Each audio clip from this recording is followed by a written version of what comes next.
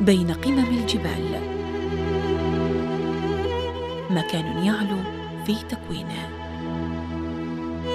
جبل جمع أبناءه في قمته،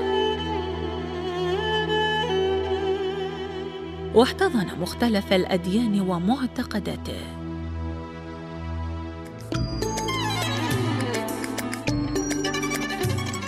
فريق البرنامج يبحث عن سر هذه القمة ويتطلع للتعرف على ما يدور فيها.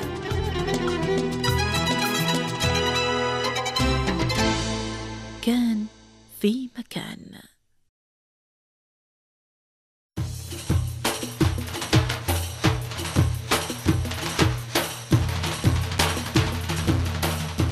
انطلق فريق البرنامج نحو العمادية التي تقع على بعد 70 كيلومتر شمال شرقي مدينة دهوك الواقعة شمال العراق. العمادية تلوح من بعيد،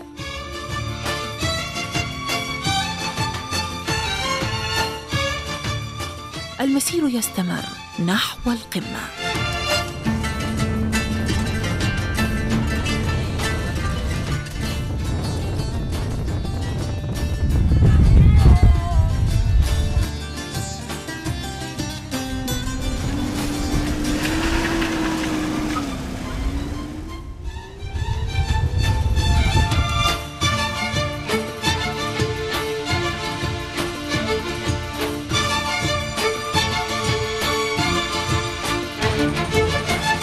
يحط الفريق على قمة العمادية.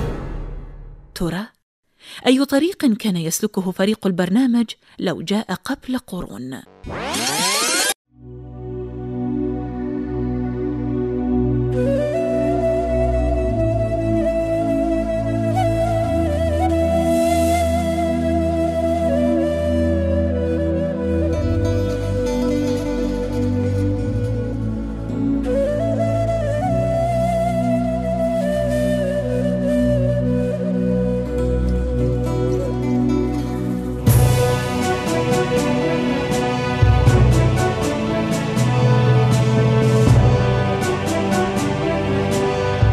ربما دخلوها صعوداً عبر هذه البوابة.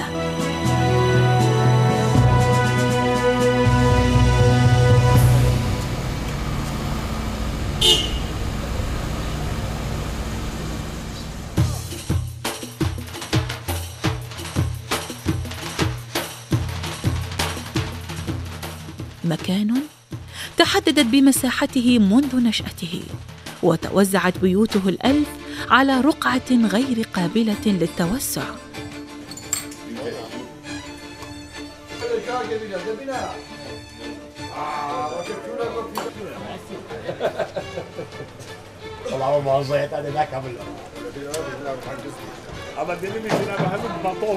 يتميز نسيجه الاجتماعي بالتنوع والتآلف بين مكوناته العرقية والدينية، ذات الغالبية الكردية المسلمة والأقلية المسيحية، ويبلغ سكانها أكثر من 6000 نسمة.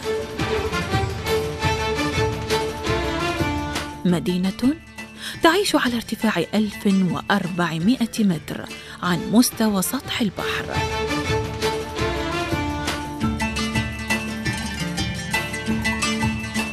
ترى ما الذي دفع هؤلاء الناس للعيش في هذا المكان؟ ربما اتقاء من بطش الحيوانات الضارية، أو هروبا من نزاعات بين البشر كملاذ آمن.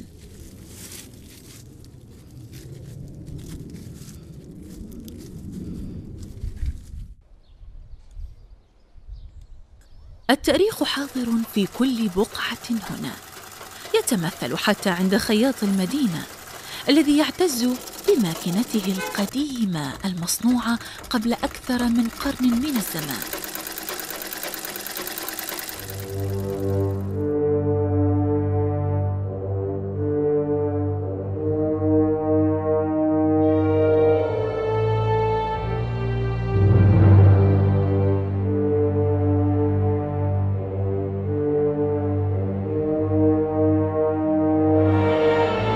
مدينة تكتنفها الأساطير والأسرار، والعنقاء ما زالت تحرس إحدى بواباتها ليومنا هذا، على الرغم من غزوها بالمباني العصرية.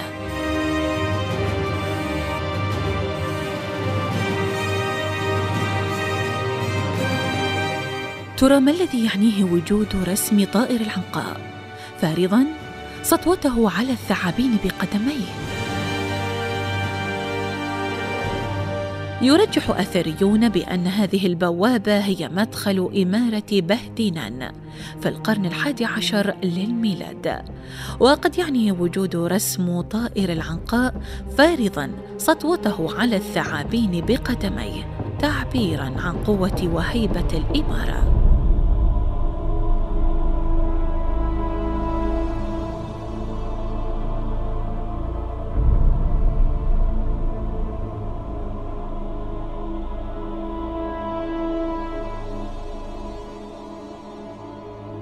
يبدو بأن الرسوم المنحوتة منتشرة في أغلب بوابات المدينة وفي أكثر من مكان.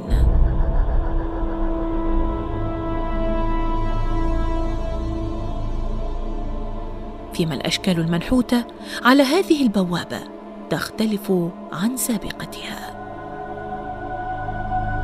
المكان كان فارضاً أهميته كمركز للسيطرة والقيادة على ما يبدو لتأمين المراقبة والحماية. يستعين فريق البرنامج بالباحث محمد الأمدي المهتم بتاريخ مدينته. يشير إلى وجود الأشكال المنحوتة في هذه البوابة التي لم تكن لافتة للنظر إلا من خلال آلة الكاميرا.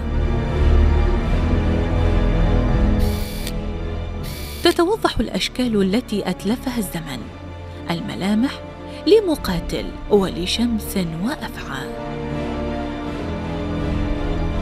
في هذا الجوف الغريب على الجدار هيئة إنسان متحجر، وقد غضب الله عليه فحوله حجر نتيجة العصيان حسب الحكايات المتداولة بين أبناء العمادية. الصور توضح ملامح الإنسان، الباحث يؤكد على ملامح الإنسان ولكن بتفسير مغاير، مؤكداً على أن المنحوتة تمثل أحد المقاتلين بارزاً قوته لتخويف الأعداء.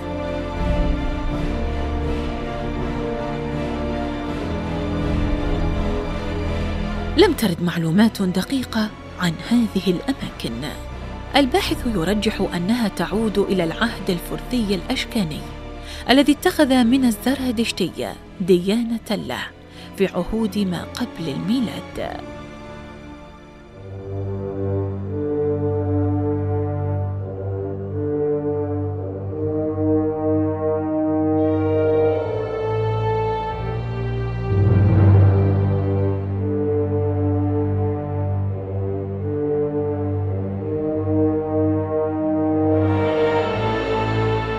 في هذا المكان بقايا معبد للزرادشتية، الديانة التي تقدس الماء والهواء والتراب والنار. السيرتشي اسم هذا المكان الذي كان يخزن فيه الماء عبر الأزمنة المختلفة. السيرتشي معناه خزان الماء الذي أصبح اسماً لمعبد الزرادشتية.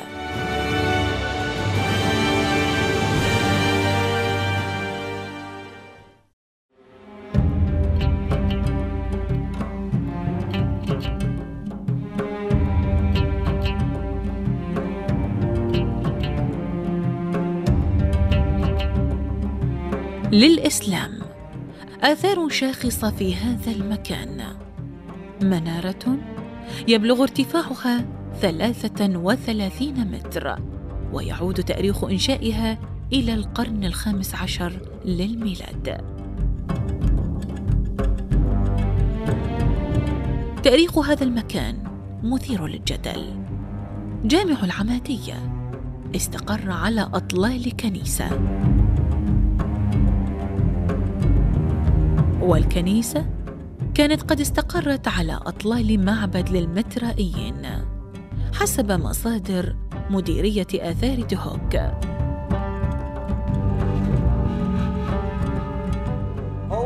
الله أكبر، الله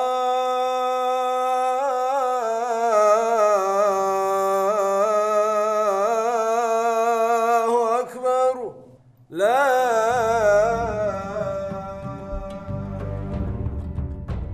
يعتقد بأن إنشاء الجامع قد تم في عهد إمارة بهتينان التي سبقتها عهود حكم عديدة.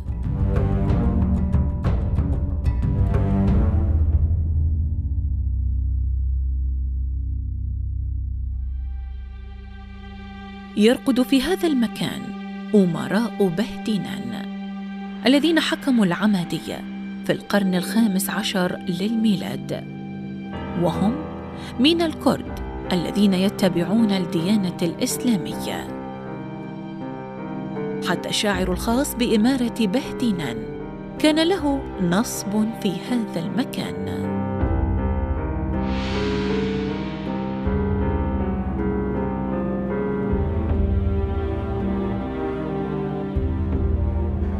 يبدو بأن محدودية المكان والمتغيرات المناخية والتحديات الخارجية قد حولتها إلى قلعة حصينة للدفاع عن نفسها.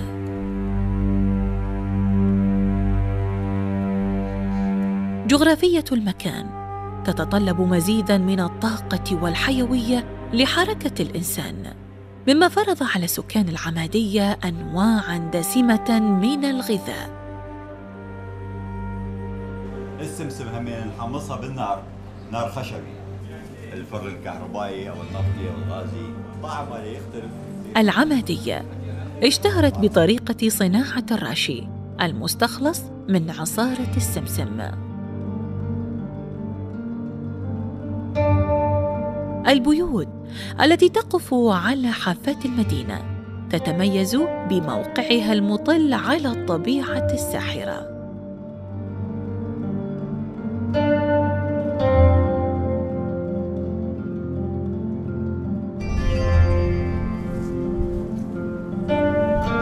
أسرة أبو إيفان لها حكاية مع المكان. على عكس كل مدن العالم، بيوت أطراف المدينة أعلى سعراً من مركزه.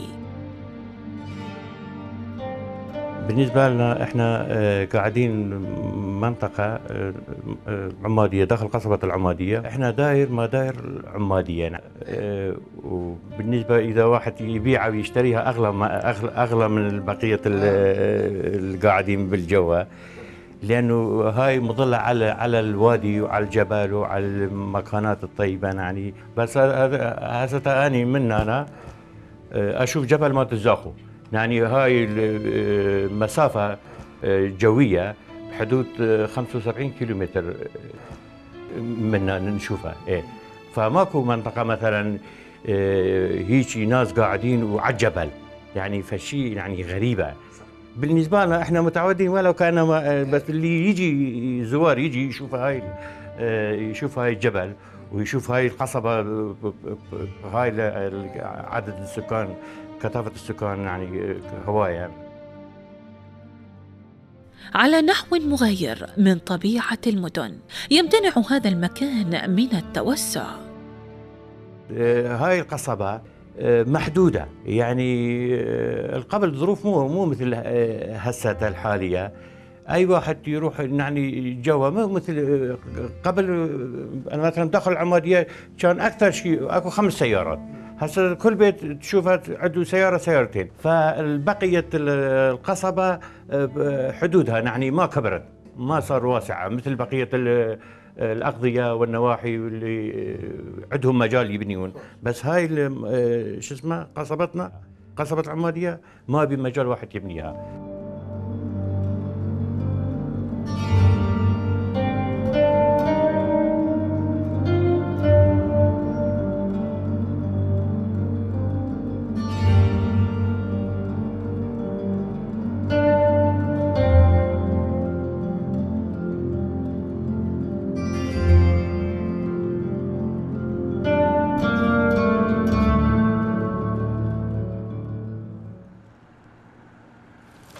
فريق البرنامج ينزل من قمة العمادية. أحد المصورين يجري مسرعاً للحاق بفريق البرنامج.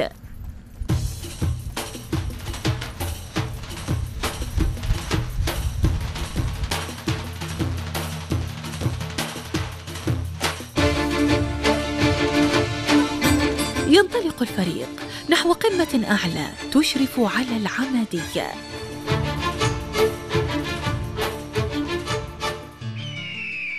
يفاجأ الفريق بما لم يكن بالحسبان، قطع حجرية تتساقط من أعلى الجبل، مما أرعب أحد المصورين.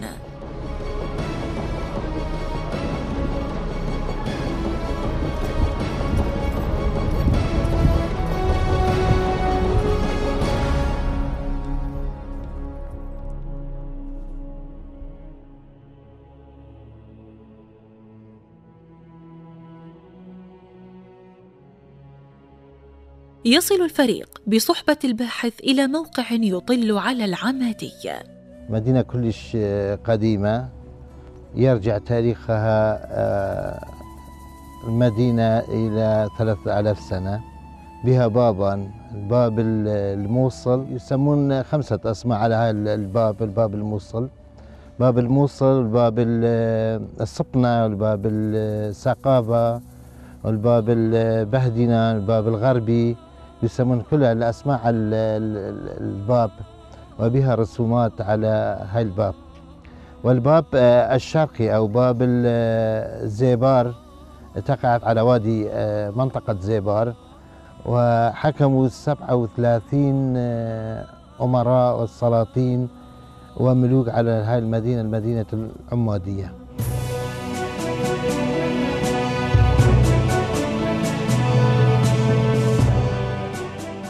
ميزتها المكانية والجمالية جعلها هدفاً للطامعين، واختلافاً في تسميتها.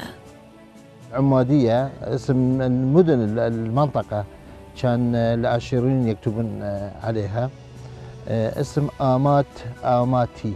بعدين صار آباهية ميديا، يعني عاصمة الميديين بعد سقوط إمبراطورية الميدية في منطقة الأكبدان في إيران.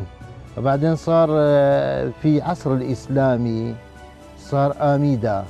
الأسماء حسب الأقوام اللي يعيشون فيها يعني. وبعدين سنة 537 هجرية، سنة مقابل سنة 1142 ميلادية، استولى عليها الأمير مال الموصل، استولى على المدينة العمادية وسماها باسمه عمادية، عماد الدين الزنجي. ولهسه العمادية يقولون بالعربية والكردي آميدي.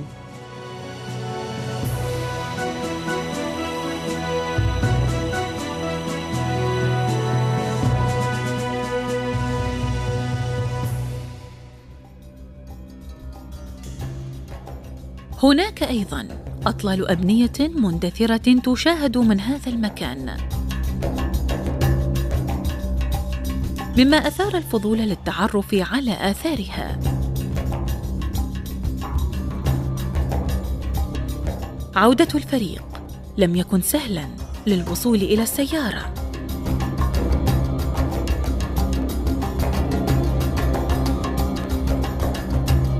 مما تطلب السير مع معداتهم إلى مسافة بعيدة.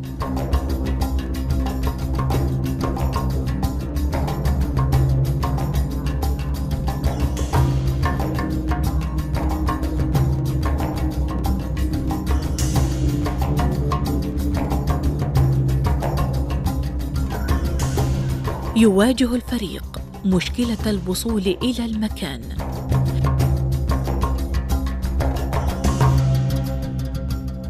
السائق يستكشف الطريق دون جدوى لانحدار الطريق بصورة حادة.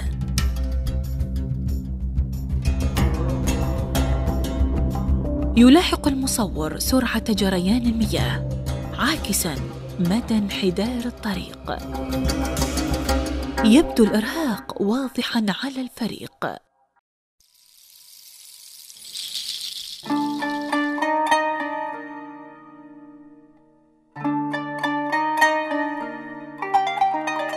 من يشاهد هذا المكان الخرب هل يصدق أنه كان يوماً مركزاً للإشعاع الفكري وجامعاً بين الدين والعلم؟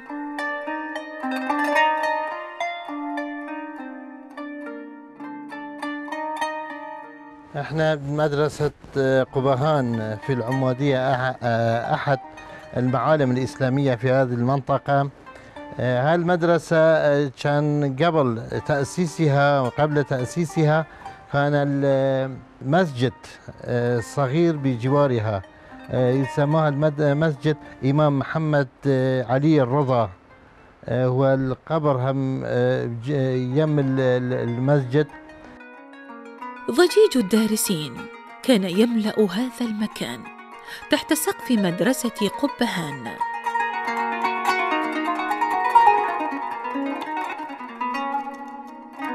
ما زالت الآيات القرآنية تطرز الجدران وتصارح الزمن.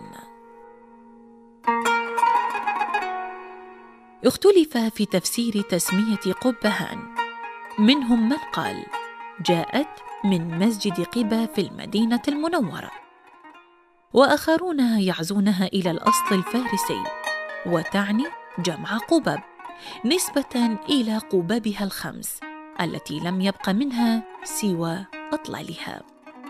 المدرسة كانت يجون الطلاب من كافة الجنسيات، يعني الكردية والعربية والتركية والفارسية، وكانوا يدرسون في هذه المدرسة علوم نقلية 12 علوم، العلوم العقلية 6 علوم، ويدرسون كلها باللغة العربية ما عدا بعض الكتب.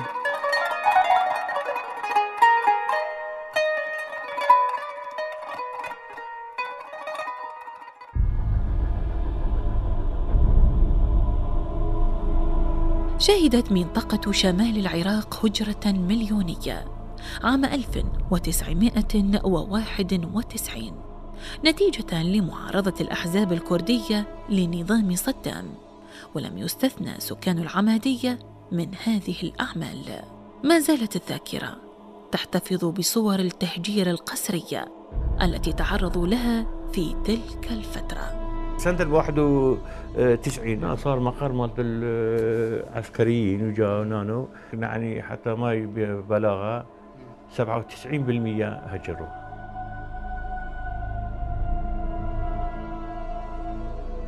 رغم انتهاء العمليات العسكرية وعودة أغلب المهجرين إلى العمادية، إلا أن آثار الدمار ما زالت شاخصة في كنيسة مريم العذراء.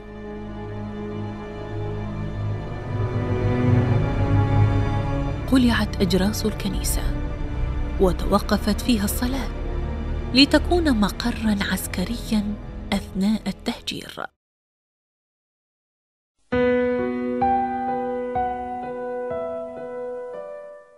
كانت إرادة الرب دائماً فوق إرادة الأشرار، فما زالت مريم العذراء عليها السلام تحرس أقدم بيوت الله في العمادية. يا مريم البكر فوقتي شمس، مكان كان ملاذاً للقلوب المتعبة الهاربة من شرور النفس وظلم بني البشر.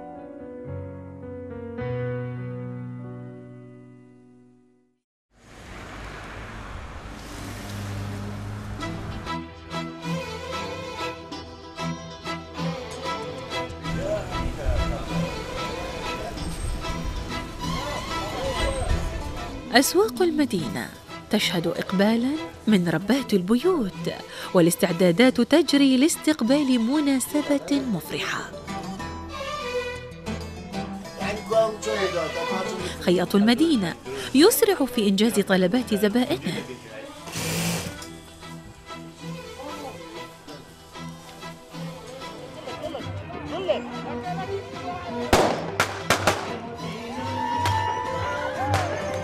شقاوة الأطفال تضغي على الشارع من خلال الألعاب النارية المدينة تشهد تحضيرات واسعة واحتفالات لبدء السنة الشمسية التي تبدأ في 21 من آذار من كل عام.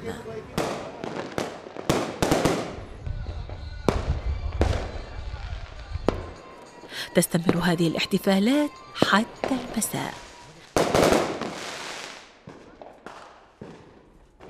فريق التصوير يختار منارة الجامع للتصوير من خلاله. غولي فوق. المصور يحاول الصعود إلا أن الحظ لم يحالف. رفق ولد. رفق. شو هذا؟ فعاد أدرجه للبحث عن خيار آخر.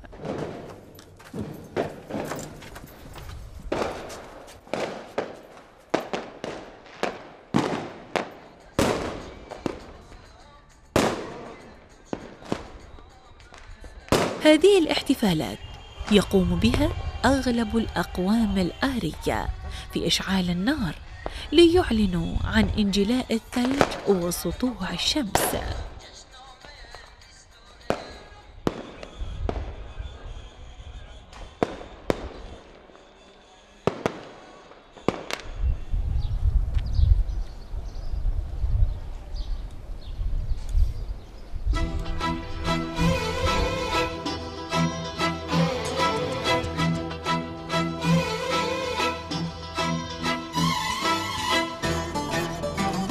العمادية شبه خالية، وأغلب المحال التجارية مغلقة.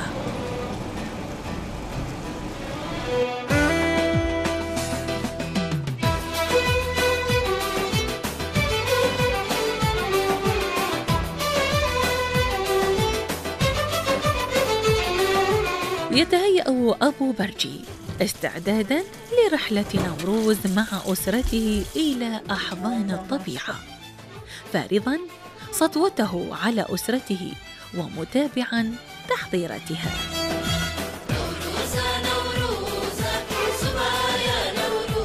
بناته يقومن بما عليهن من مهام.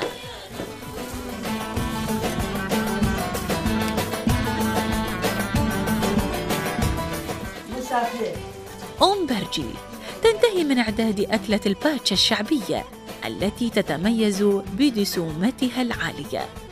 تتواصل عملية إكمال مستلزمات الرحلة.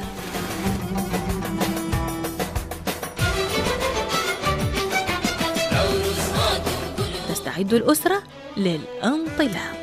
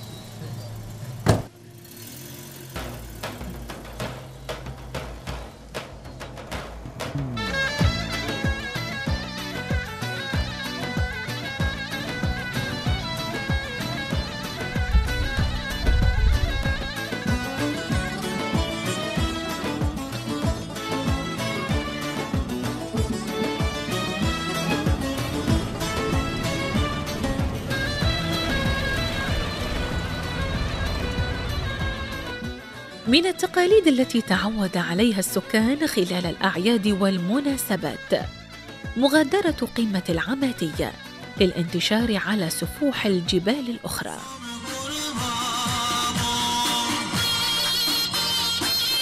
الأفراح تعم المكان والدبكات تنتشر على المساحات الخضراء.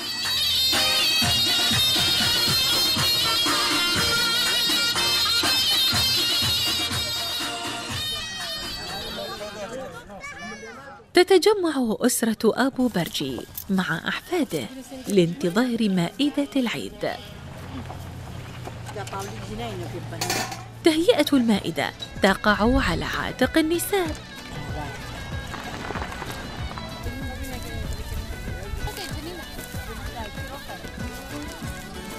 الرجال عليهم تناول الطعام فقط.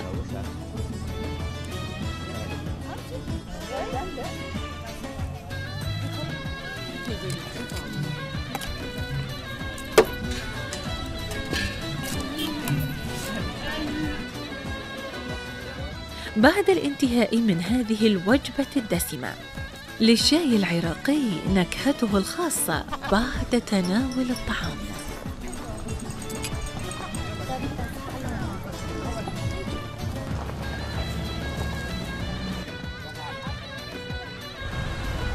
تتسع دائرة الأفراح وتطغي الألوان الزاهية على الملابس الفولكلورية.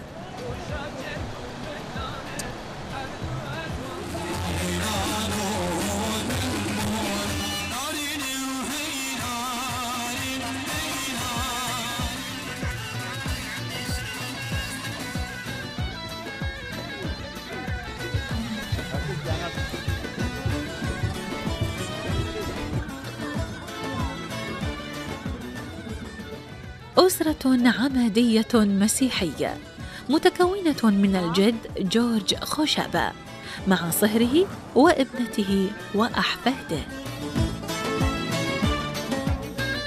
أصروا على مشاركة أبناء العمادية أفراحهم على الرغم من تزامنها مع أيام صومهم. نحن هنا في العمادية نشارك الأخوة الأكراد في مناسباتهم في احتفالاتهم، وكذلك أيضا هم يشاركون الشعب الكلداني السرياني الآشوري في العمادية في جميع مناسباتهم ومن ناحية الأفراح والأحزان وجميع المناسبات. أهلا تتشوق الصوم ممنون شلون تتشوق.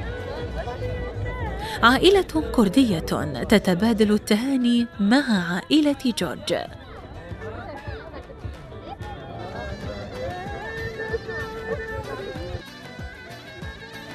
أم يوسف تحضر المائدة ولكن بمكونات خاصة كونهم صياما.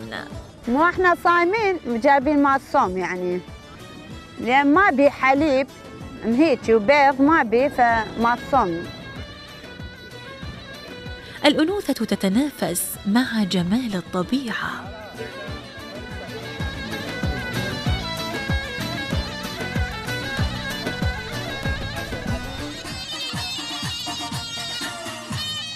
تستمر الأفراح والدبكات في هذه الاحتفالات حتى غروب الشمس ومن ثم العودة إلى مدينتهم.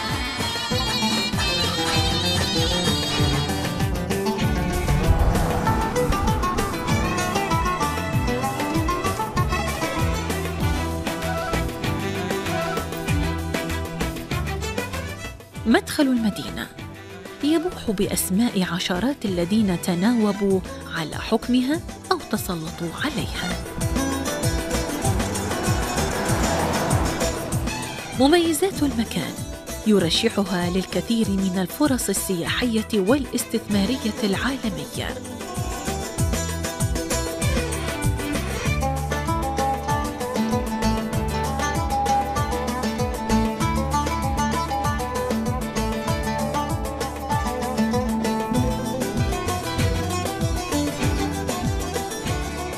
لعل سر بقاء العمادية أمام التحديات الجغرافية والمناخية والصراعات التي شهدتها تكمن بتشبث أبنائها بإرثها وأرضها.